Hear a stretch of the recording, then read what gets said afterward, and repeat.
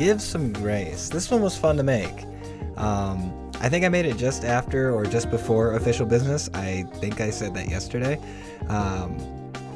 The beat was really, it was pretty hard. It was difficult to put together. Well, not to really put together, but it was difficult to get right, or to make it sound right to me. There was something about the samples that I was using, or maybe the way they were stacked or something like that, that really, I don't know, there was a ton of low end in the mix, and through most of the drafts I did before it became what you hear now. But I think the master went through like 6 different iterations, and I don't even know how many. I think maybe the mix only went through a couple, but it was really like, with Patience, you know how the bass is like absurdly loud compared to the rest of the tracks? I kind of liked that was like that. It really felt like it fit the mood. And it's funny, DistroKid, when they tried to sell me their pay $10 per track and we'll master this stuff for you, when they tried to do it, I didn't take it. I didn't take the money, so or I didn't pay the money. When they went through and did their like preview of like a minute and a half or something, like, here's what it would sound like if we touched it, because we're better than you, type thing, and maybe that's not how they feel. When they did their thing to it, they cut out like all of the bass in Patience for sure, and probably in the other songs. I think their like mastering process was just throwing like an extra compressor or two onto some stuff, but I don't know. I liked it. I liked what it turned into, how it. I like it. Okay, I like it, and I'm sorry if it's not perfect, but I don't really care. The voice that you hear at the beginning in that interlude is, and the one in the middle, they come from a man named Myron Golden. I'll put some links to his stuff. He didn't exactly give me permission, but that's sorry. I don't want to give him any incorrect introductions or anything like that. So I'll let you figure out who he is, and like give you the I have enough respect that if you care, you can go find out.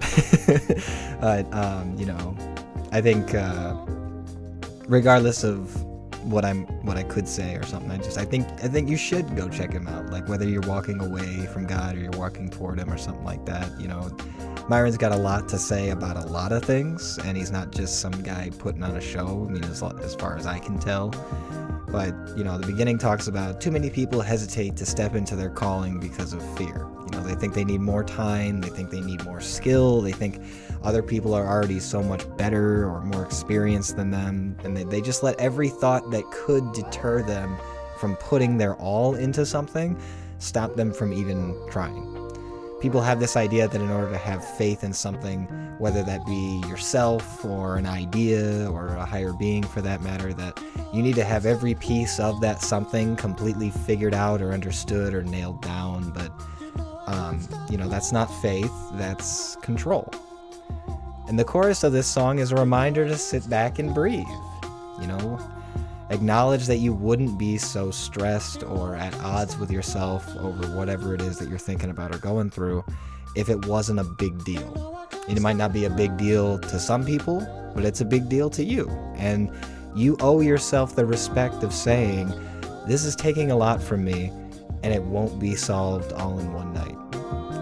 Put that seldom down, find a new round of the good stuff. Heaven bound, newfound, with enough luck, you'll get through this, you can do this, you can do this, you'll get through this.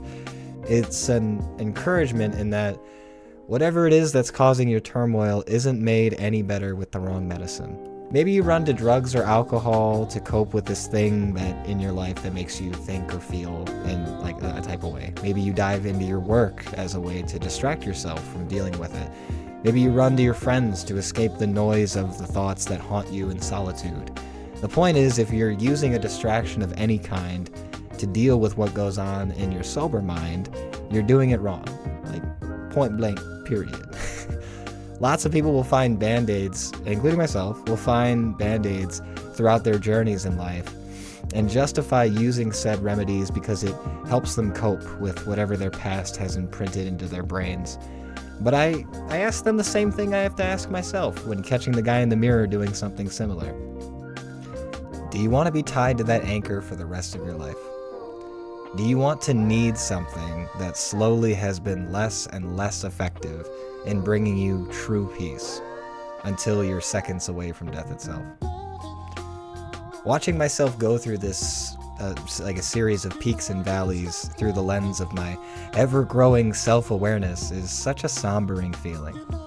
It feels like every time I repeat this cycle of ups and downs, I'm left with the bruise of what the low felt like as I approach another high.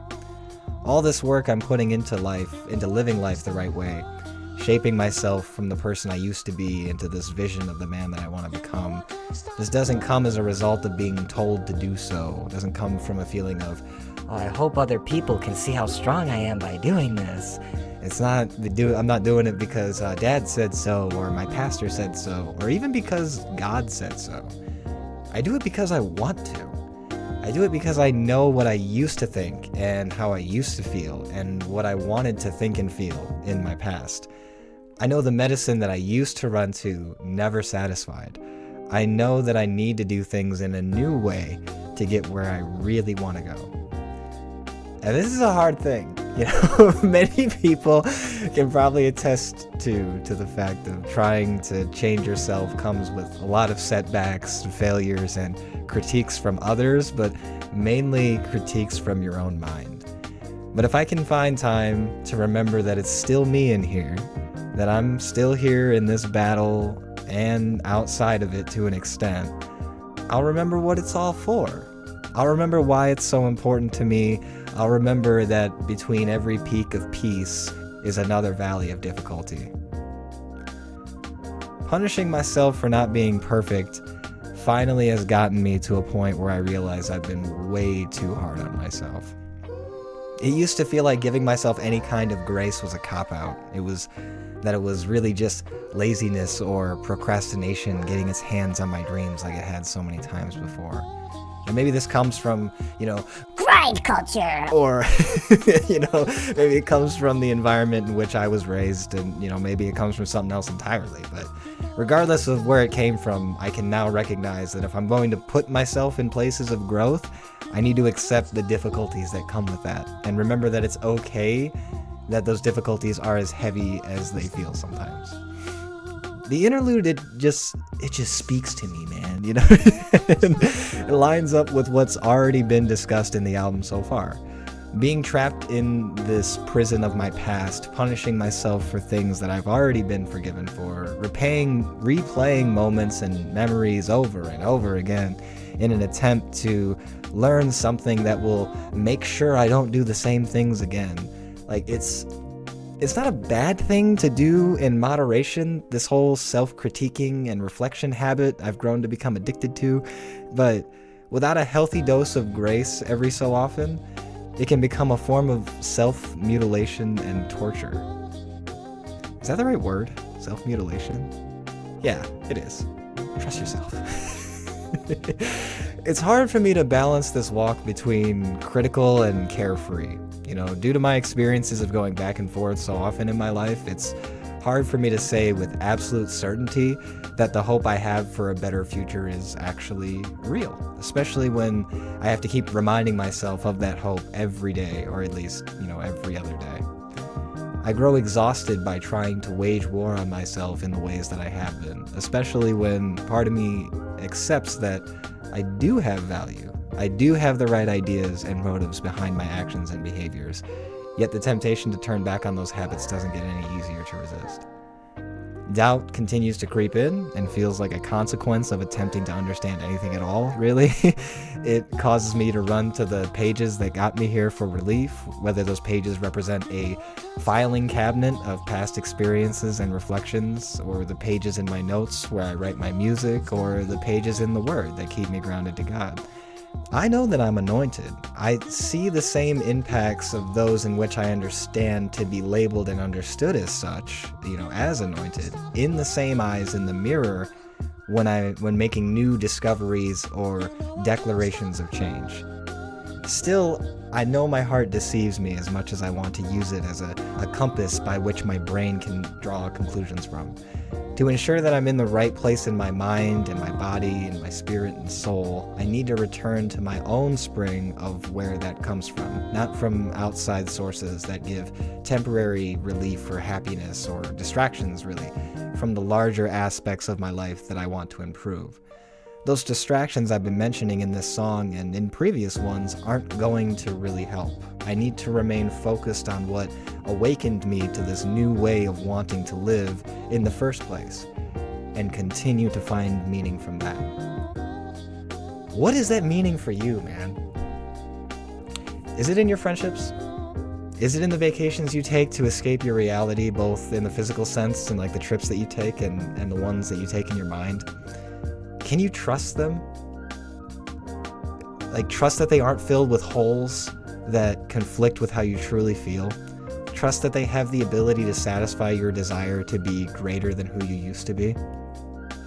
I know where mine is. I know where my spring is. I know where my wellspring is, or whatever. And I know the answers I have to those questions that I just, posed to you. But I also know that I didn't always know.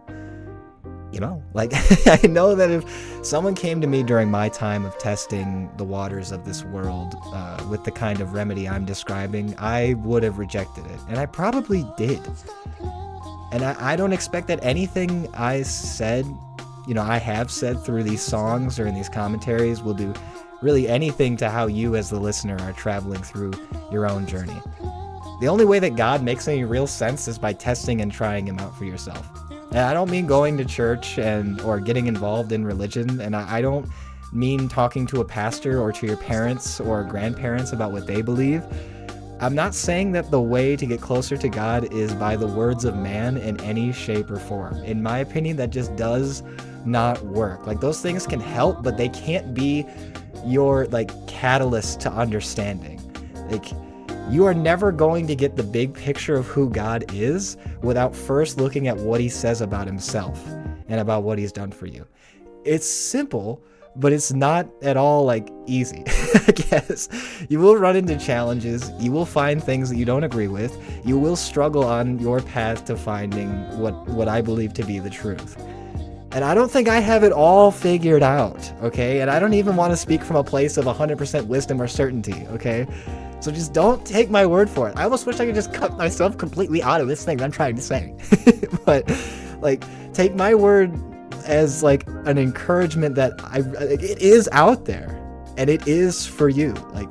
You have to want it, and that's the only prerequisite. He's gonna take care of the rest. I don't know. Thanks for listening. That's all I got to say about this. That's all. This song feels awesome because it feels oh, I finally got it. And then maybe the next song will also be oh, I finally figured it out. Whatever it is that caused this initial, struggle of trying to understand how to love, either people or God the right way. By this point in the album, it feels oh, I figured something out. And I guess that's up to you to decide what I'm talking about, or do these songs actually say that, or am I writing something completely different to what's being portrayed in the music? I don't know. I'm just, listen, I appreciate and I love you for listening. It's really cool. It feels so good to just put these songs out, man. I've been sitting on music for so long. I'm really excited. I'm really happy. And I hope you're happy too. I hope you're okay. I hope you got something out of this. Tomorrow's the last day, dude. Tomorrow's the one. Tomorrow's checking in. So I'm gonna go change my shirt and then record that one. So I'll see you tomorrow. I hope you're doing all right, and I love you. See ya.